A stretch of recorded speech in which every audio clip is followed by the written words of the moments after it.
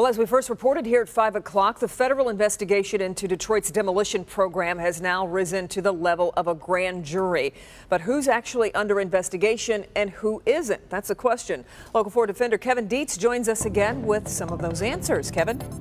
That's right. What started as a federal probe many months ago is now a full-blown grand jury investigation. The defenders have confirmed that subpoenas have been issued. The mayor's office did not get one. They tell us they're cooperating fully with the investigation.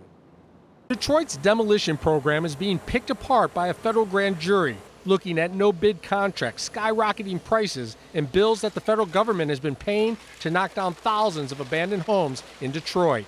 Attorney Mike Duggan can't comment on the probe specifically, but says when subpoenas are issued to contractors for documents involving bids and billing, the scope is criminal corruption.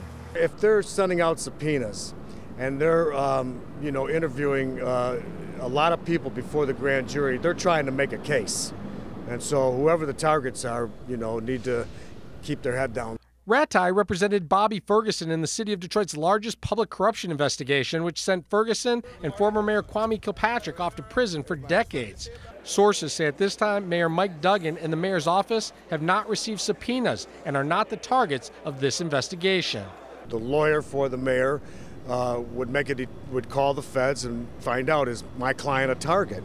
And if they say he's not a target, then, you're pretty much, they're pretty honest people over there at the U.S. Attorney's Office, and they'll let you know whether your client is a witness or a target. If not the mayor's office, then whom? Experts say the feds will look closely at those in state and city departments who were involved in awarding and securing the contracts. And as suspects begin to cut deals and cooperate, the net will continue to expand.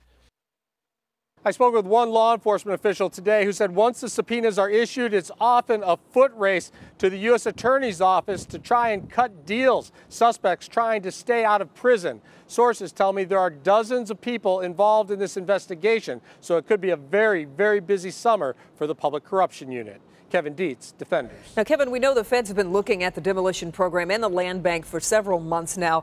What, if anything, does the city have to say about the integrity of the programs? Well, they say all of the contracts were issued fairly, and they say the only reason that the costs were going up is because the city is doing the job right now. So they don't expect any charges to come against the city or city officials. They suspect that maybe it's the contractors the feds are looking at. We'll have to see as it plays out. Yep, we'll wait and see. Okay, Kevin, thanks.